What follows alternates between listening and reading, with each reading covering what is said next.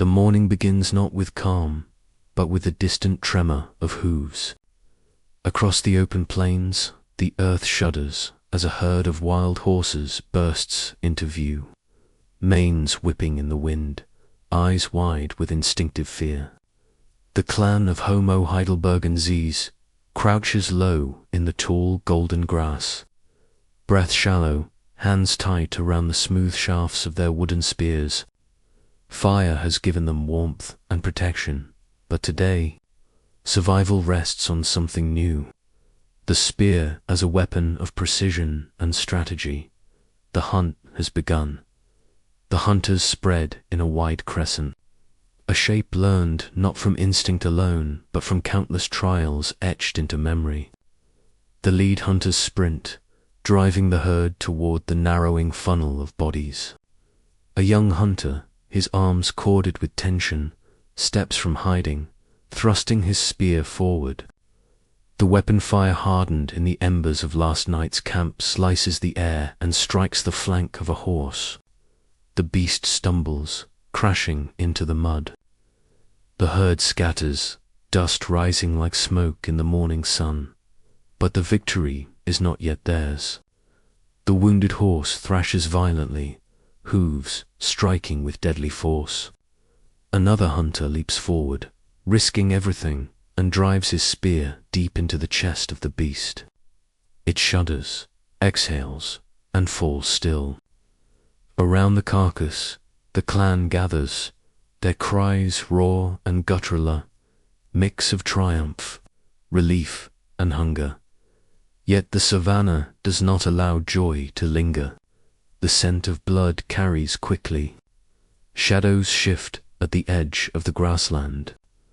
A pack of hyenas, lean and scarred, emerges, yellow eyes gleaming, jaws dripping with hunger.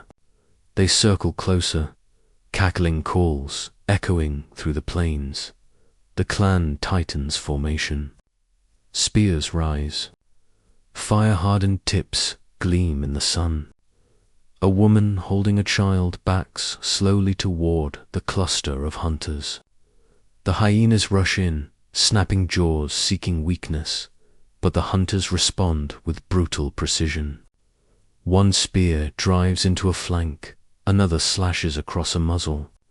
The animals retreat, pacing in frustration, their laughter echoing like a cruel song. The hunters stand tall, unified, their spears now not just tools of the hunt, but shields against the wild. The carcass is dragged back to camp, heavy and bloodied. Children cheer as strips of meat are carved, the smell of roasting flesh soon filling the air. But even as the feast begins, the hunter's eyes remain on the horizon, for the age of the spear has only just begun. And with it comes not only food, but new dangers. That night, fire crackles high, sparks leaping into the darkness. Spears rest in a circle near the flames, their sharpened tips pointing outward like a fortress of wood and stone. The elders watch the young men test their weapons, practicing thrusts against logs, grunting with effort. Survival now depends on master each spear, a lifeline. Each strike the difference between feast and famine. But the true trial arrives without warning.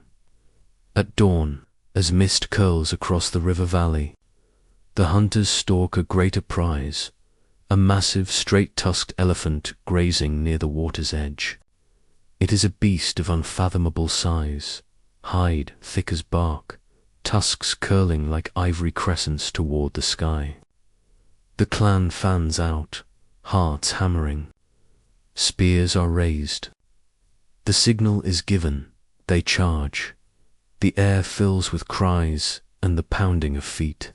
Spears thrust forward, stabbing deep into the flanks of the beast.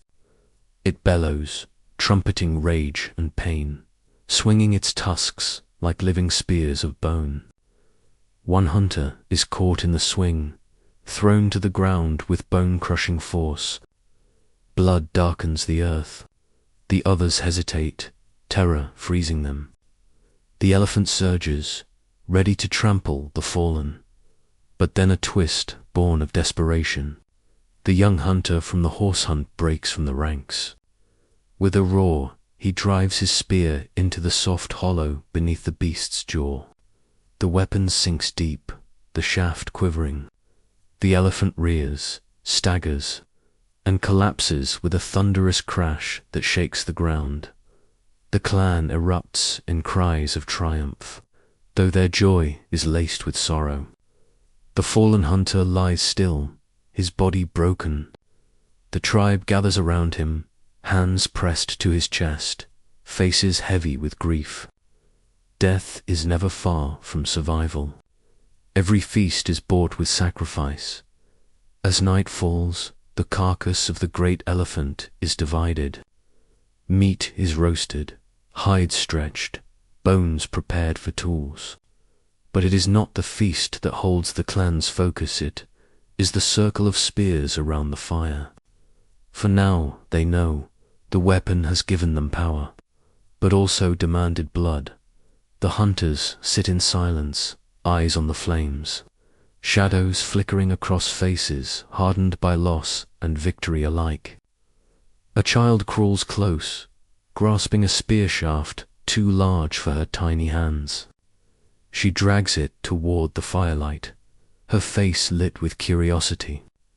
The elders watch, and though no words pass, the meaning is clear. The spear is not just a weapon.